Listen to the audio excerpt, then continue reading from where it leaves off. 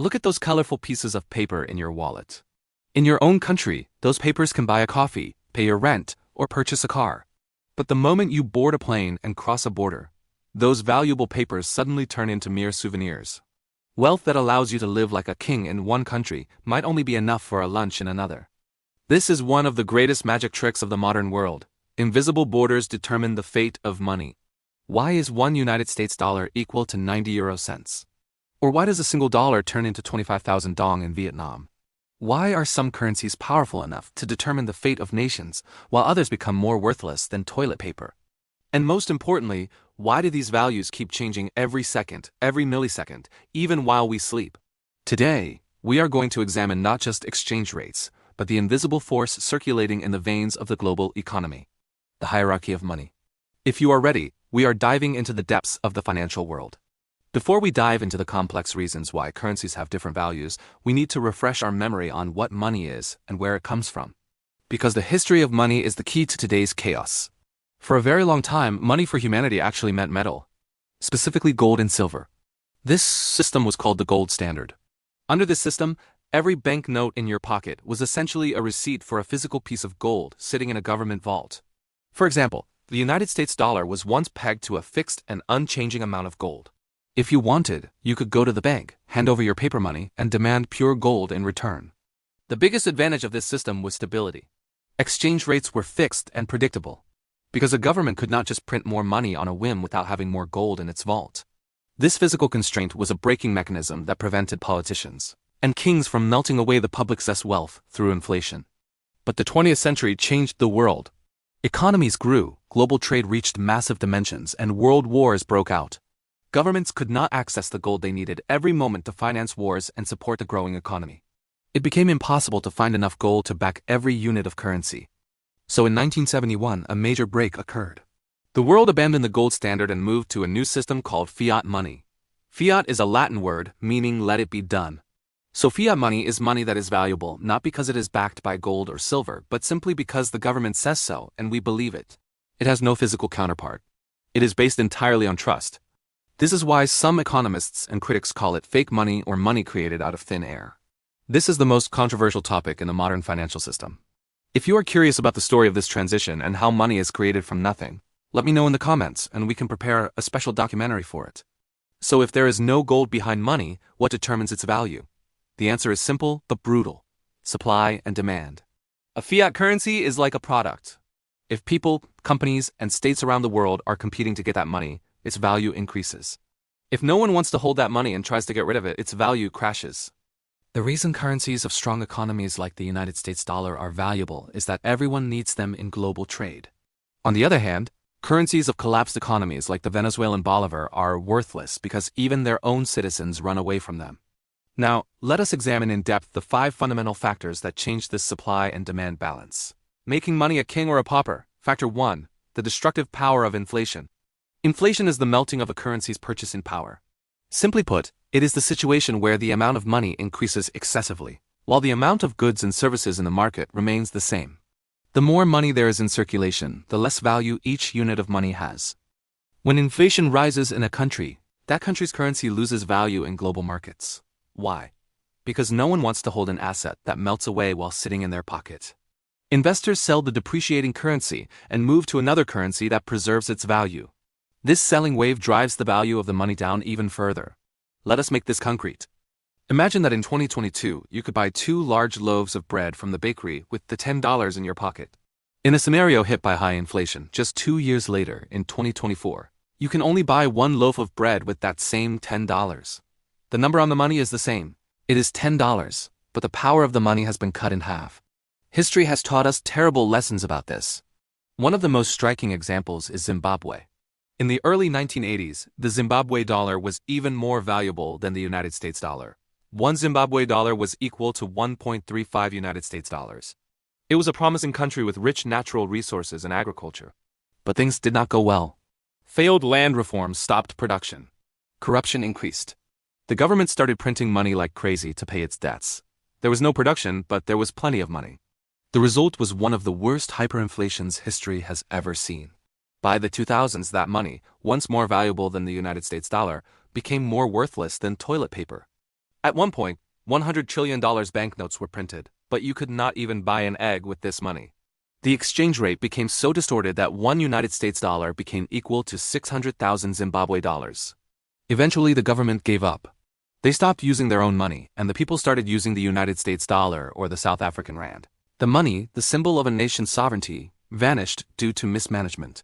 Although Zimbabwe has recently tried to return with gold-backed digital currencies, regaining lost trust is much harder than printing money. Factor 2. Interest rates and the rent of money. You constantly hear the phrase, "The central bank announced its interest rate decision on the news." So why is this so important? Because interest rates are the cost of money. It is the rent of money. In a country, interest rates are determined by that country's central bank. The Federal Reserve, in the United States, and the European Central Bank in Europe have this power. The mechanism works like this.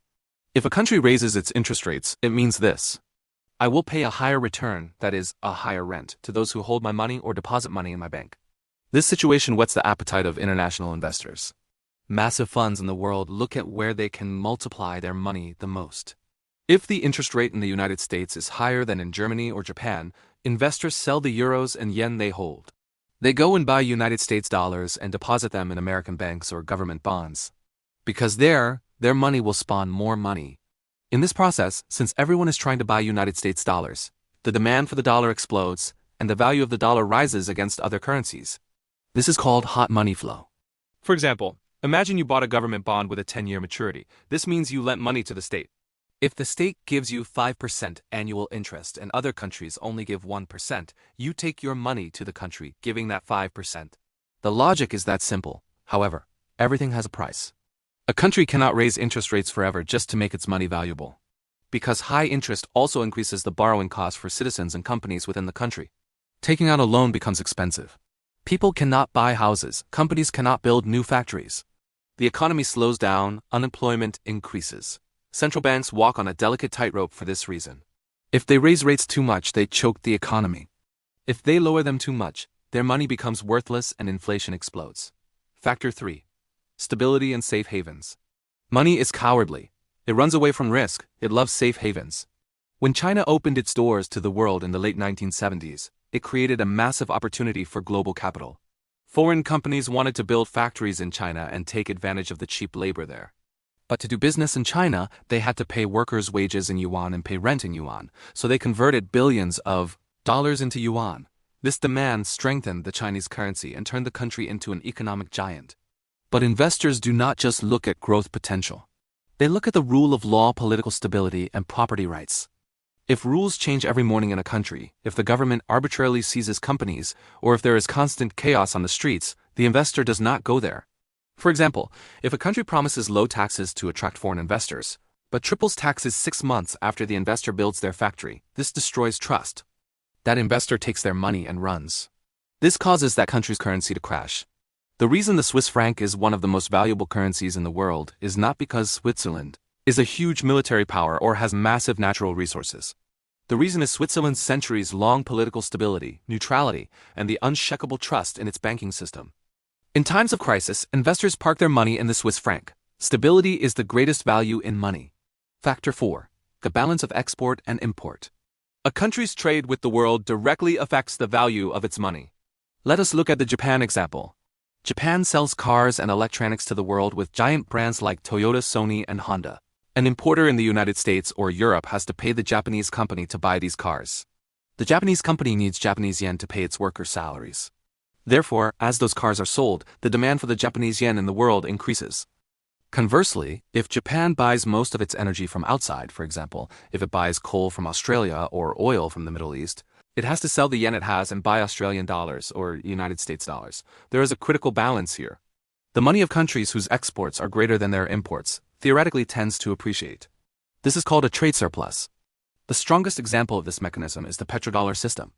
In the mid-20th century, the United States made a historic agreement with Saudi Arabia and other oil producers. Oil would only be sold in United States dollars. This changed the rules of the world economy, because every country in the world needed energy, that is, oil. To buy oil, everyone needed to find United States dollars. This necessity created infinite demand for the United States dollar and made it the world's reserve currency. Thanks to this, America gained the privilege of buying the world's real resources with the pieces of paper it printed itself. But there is an interesting detail here. Sometimes countries do not want their money to be too valuable. For example, China has been accused for years of artificially keeping the value of its money low. Why? Because if its money is cheap, the goods it produces become cheaper for Americans and Europeans. They export more. This is called currency wars. Factor 5. Fixed exchange rate regimes. Some countries that do not want to deal with the world's chaotic foreign exchange markets choose a shortcut. They peg their money to the money of a stronger and more stable country. This is called pegging. For example, the rich Sultanate of Southeast Asia, Brunei, has pegged its money to the dollar of its neighbor, the financial giant Singapore, at a 1-to-1 ratio. This means that the money of the two countries has exactly the same value. You can use Singapore dollars in Brunei and Brunei dollars in Singapore. This facilitates trade and investment immensely. A similar example is Belize in Central America. One Belize dollar is always equal to half a United States dollar. This pegging provides price stability in the country and prevents confusion for tourists and investors. However, this system has a big risk. You give up your own monetary policy. If the currency you are pegged to, that is, the United States dollar, loses value, your money also loses value. If the American economy enters a recession, you are also affected. You entrust the steering wheel of your own economy to the driver of another country. So why does all this chaos exist? Why does not the whole world come together and use a single currency? Why do we not create a world dollar and get rid of these calculations, commissions, and crises? It sounds like a great idea in theory.